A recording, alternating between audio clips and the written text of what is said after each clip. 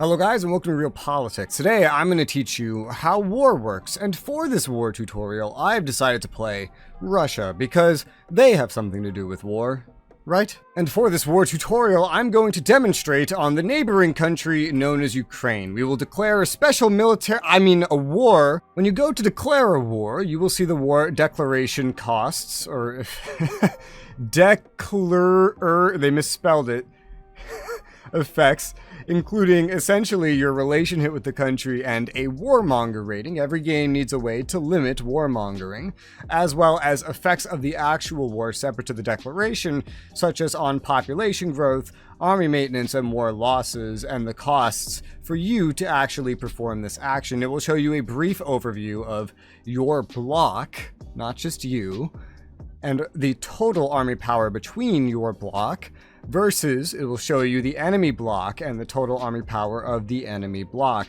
Wars in this game do not happen between nations, they happen between blocks, unless there are no blocks involved, in which case then it is between nations. We will hit yes. Once you start a war, you will get to assign what units you want to go between your infantry, armor, aircraft, and navy, the quality of which depends on differing factors that we will cover in this video. You can either click on these and assign a hyper-specific amount by using this slider, or using these buttons here, or just quickly assign 50% of your entire military, or click it again and you can assign your whole military. The reason why you might not want to assign your entire military to something is because you might have multiple wars going on.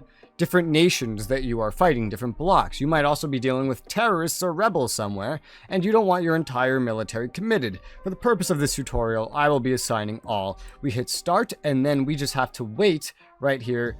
We have a high warmonger level because we're declaring war. We're being a warmonger, which, by the way, you need to be. I might as well clarify this right now. You must be either an authoritarianism or a totalitarianism to even do what I just did. If you are a democracy, you play by different rules. You are not able to declare wars unless you have both very low relations with someone and either claims to a core province or permission from the UN to invade. Authoritarians have less rules. They can request any provinces during peace negotiations. They're not limited like democracies, which are limited to core territories that they have claims on. And they need low relations. They don't need permission from the UN. Totalitarians, like Russia, can declare whatever wars they want. Obviously, because totalitarian equals more free, and you don't have to listen to what the global world order tells you, right? Regardless, we're going to unpause, and you see, since the war is local, this bar filled up instantaneously in one day. If the war is further away, if a battle is further away, then this will take longer to charge up and start. Wars work like thus. You have the units you have committed to the war, the enemy has the units they have committed towards the war. You assign an operation. Now this can be automated. If you do wish to automate, you must go to your military tab and hit right here, the automatic theater, and this will enable it for every war that you are in. You can also click it on the war right here to essentially achieve the same effect. The computer will handle it for you. I highly suggest controlling it yourself because it's really not that difficult.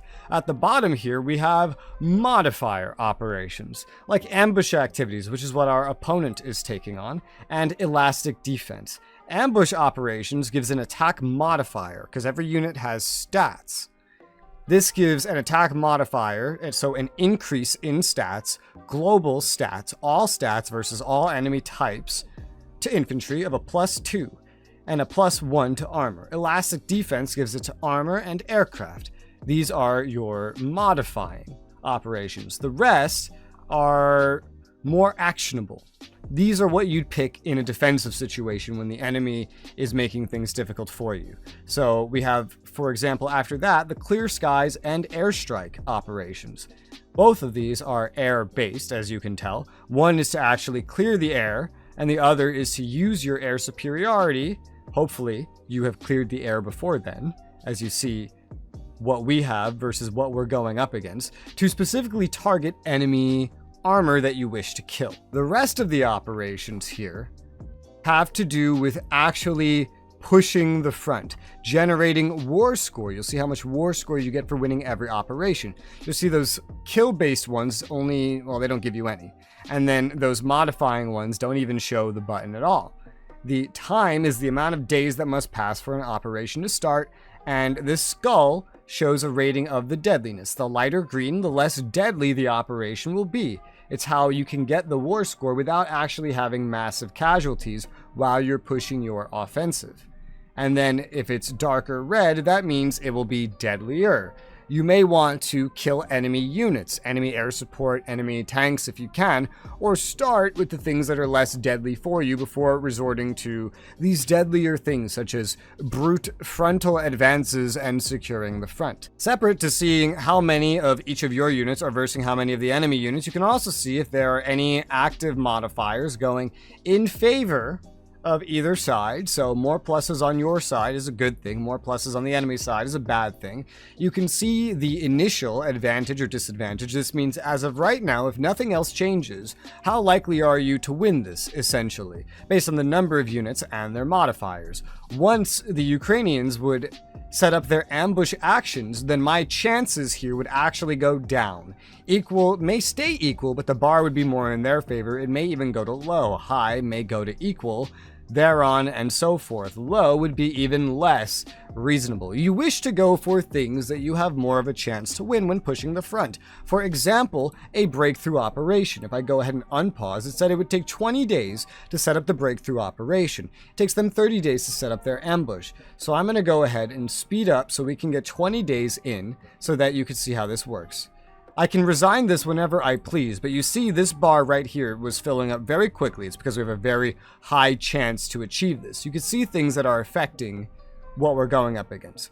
Grassland, snow, grassland, and what kind of operation it is. These all grant different modifiers that you can account for. Hovering over my armor, you can see that they have a +8 attack against enemy armor, and they have a +13 attack against enemy infantry. Their units don't have nearly as good of an armor attack, so that puts me at a great advantage in this situation. That's why I'm winning it so well. The terrain modifiers are not really working in their favor. So we're going to go ahead and hit, there you go, play, and we have won the operation. Because it was a grassland, they got a debuff to defending, you know, that was on the right there. But because it was snowing on the left, I got a debuff, but I did get a buff at the same time for it having been on a grassland. It kind of just simulates where you're attacking. It takes kind of randomly the locations that you're fighting over. We have won that operation, and now we have war score. We need to get this to the max if we wish to win the war. Certain things like terrorist attacks might have timers attached, and also some event battles as well might have timers attached that you need to win the war within. This particular one does not have such a timer. Now that I have completed the breakthrough, you see I cannot do another breakthrough. All of these are not repeatable. As you might guess, the ones that are the most repeatable are the most deadly ones that give the most war score. Now, here's a good example of how you could take advantage of these war differences. Right here, you see the Ukrainians don't have enough of an air force to defend against an air supremacy operation. This is really, really important, and if you're not extremely ahead of your opponent technologically, which we'll talk about in this guide as well, how to get to that point, then what you're going to need is to whittle away at their forces. And that is why someone being in multiple wars can be so important. That is why killing as many of their aircraft and their tanks is so important. Infantry or infantry, there's a lot of infantry, and I can make more infantry while we're in this war. I could take units out of this front and put new units in this front when I make them if I want. While the operations go, my units can die, the enemy units can die. They will not replace automatically. I will need to replace them by going into my military tab, and just like I wish to recruit anything, all I have to do is click on any of these different types of units, hit buy. So long as I am under my army limit, which I actually started out over my army limit, which is weird, then I just buy it and that's it. It will cost some money, it will cost some action points, and take a little bit of time. There will be a maintenance cost of money for infantry, but also natural resources for literally everything else, especially for transports, which are only needed if you plan on attacking things that do not border you, and you are going to need a certain project, a technology that you could click on. Helpfully, it will bring you right to it in case you wish to unlock it. You will work your way towards here, but we'll talk about how the projects tie into this later. Whenever you're not in an active wars screen, you can get to your wars in the war notification tab over here, running war, and assign an operation. And then you'll just have to kind of min-max this as time goes on. So I would assign, say, the air supremacy because I know the Ukrainians can't do anything about it. And especially now, I know they won't really benefit much from their ambush operations they're about to get, which is going to give them a buff. Separately, I can also view all the wars that anybody is in by clicking over the capitals of the blocks involved. So Ukraine, Russia, it's the same war. There is also, helpfully, a war between Mashriq and Iraq. So I can click on Mashriq or Iraq's little war pop-up to see how their war is going. As you see, Mashriq has the advantage. Now, wars generating warmonger is bad, because as your warmonger goes up, then the UN can pass resolutions in order to have an intervention against you, giving democracies like America the ability to attack you. Now, they cannot intervene in Ukraine, not that they ever would, this is all just a made-up situation, of course, but if the UN passed the charter, which they very easily could, and they will quite a bit, either permission to attack, that's separate, but anti-warmonger, that is specifically above 45. We had 60 from the war declaration, now we have 59. If we have above 45, then they could just declare war on us. It would open another war separate to this war. They can't actually join an active war, but they can declare their own war and attack us, and then we'd have to fight another war, causing us to split our army in half, or maybe even send more towards them. And as more democracies attacked us, or opportunistic totalitarians, China for example, then we would have to split our army up even more. So you have to be very careful with when you decide to go to war. In case you need a sudden decrease, it does decrease over time, and there's projects that can improve the decrease ratio. You could actually just release a province that you own. For example, it could really be anything. Kaliningrad, for example, to immediately lose a bunch of warmonger points. It may be more worthwhile to release Kaliningrad, for example, or something else that we own, to lose 40 warmonger points and avoid being the target of an impending anti-warmonger resolution than it is to actually be attacked by multiple democracies, forcing all kinds of war reparations from us, such as making us get rid of our nukes, stopping us from making nukes, making us limit our military by a gigantic amount, thus nerfing us dramatically, or any other kind of whims they have, like maybe seizing a territory that they have a claim on, using the opportunity to see something from us, liberating entire nations that are way more than one province in size. You have to take this all into account when you choose to attack someone. Now, in relation to other military stats, we have militarism, which affects a lot of things. It can affect your max unit capacity here. It can affect your military maintenance. You see, it's almost halving our military maintenance. You could find militarism under your internal politics. Scroll down here, you'll see our militarism is almost maxed, and it's about to be maxed. It's affected by a lot of things, including being at war will immediately raise it by almost half the total value. Having claims on other countries and other countries having claims on yours affects it, as well as tons of projects, such as getting military projects in general. Now, let's look at the military projects and see what this is. So if you're unfamiliar, projects are tech trees in a way, although not all of them are permanent. Things that affect military can be spread out, but most of them are under military, and others that are of a temporary nature you might want can be found under ad hoc. These are ones that you activate temporarily. For example, women and children mobilization. This will really harm your population growth, which is very, very bad for a number of things, like your population, for one, but also your score. And you need score. Score is very important in this game. It's extremely important. But it will give you more unit max capacity. No step back will change your military values. It can give you some more infantry power. The Great Offensive will give your whole army some power, but it comes with costs, very expensive costs. The actual military tab, however, has more permanent things. For example, the tank line here, going down to universal tanks, can add a unit attack modifier, basically making tanks +2 better of a value at attacking everything. And now what does that mean? Well, if we go to military, we hover over our tanks, we see that our tanks can do plus 13 of a value, that's their attack value, also their defense value, against enemy infantry, plus 8 against enemy armor, plus 7 against enemy aircraft, and plus 3 against enemy navy, but that's not, you won't see a lot of use out of that. They won't really be fighting navy very often. Anybody that is in your block, such as how Belarus is in my block, can have their own militaries. We can't actually really see them right now because they're deployed in my war. But anybody that has a military, we can look at Finland as an example.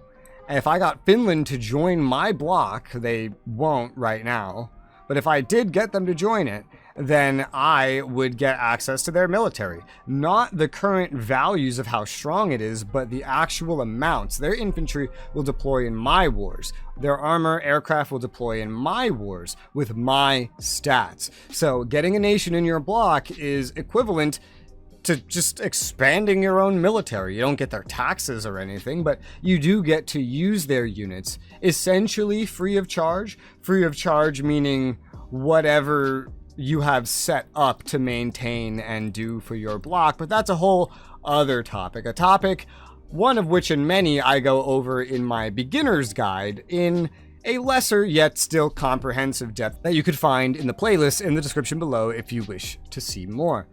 Enemy blocks will work much the same. If you go after the block, you'll probably be going after its leader, but the whole block will be fighting together at the same time. When upgrading your military with these projects, you do want to be careful because not everything here is better. While some things clearly are, like going down the aircraft line, this just clearly gets better and better for your aircraft. It is not going to be better and better for your budget.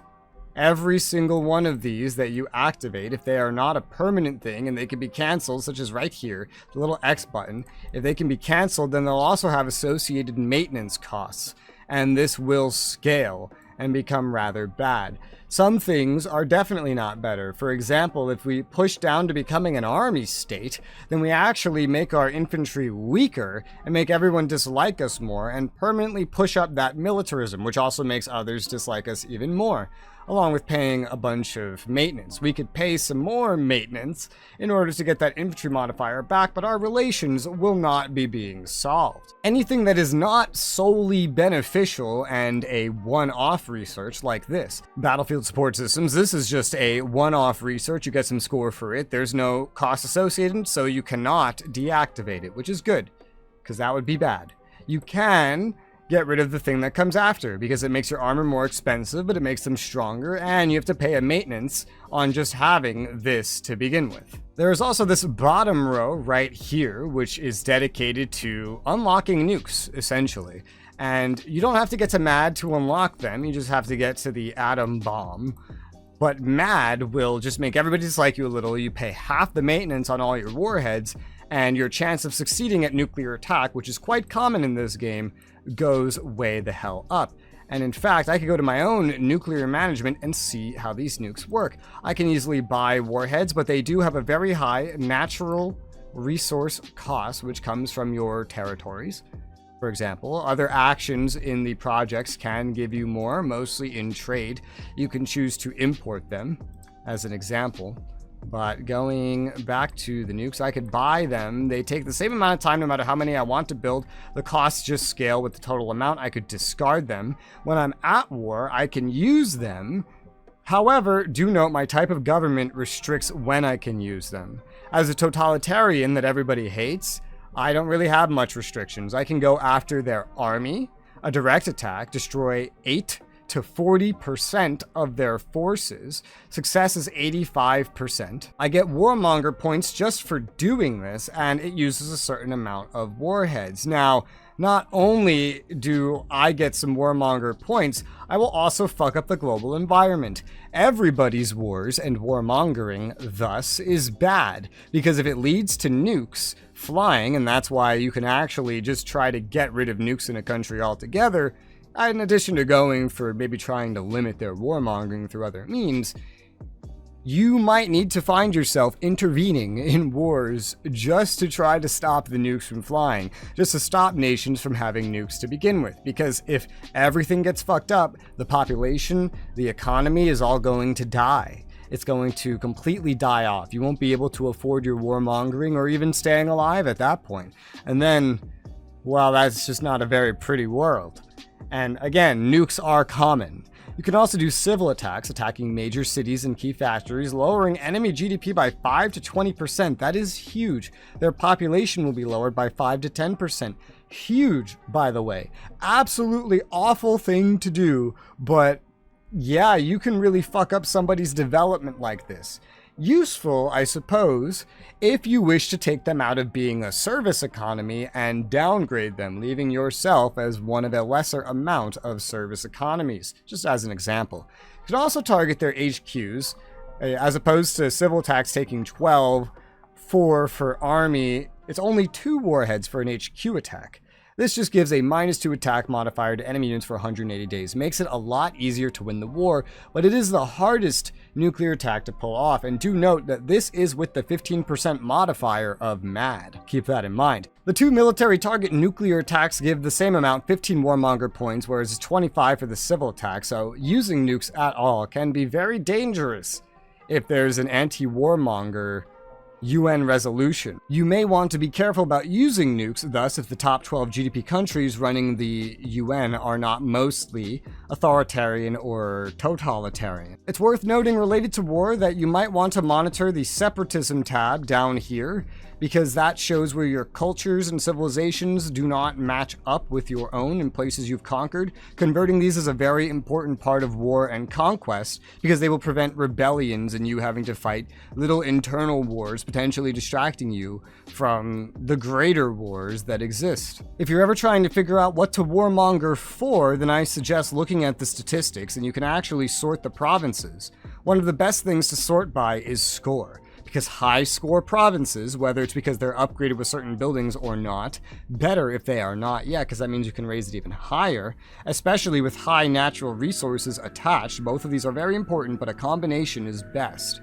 Is very important for you, especially if there's low population. So central China is pretty high score, but it has insane population.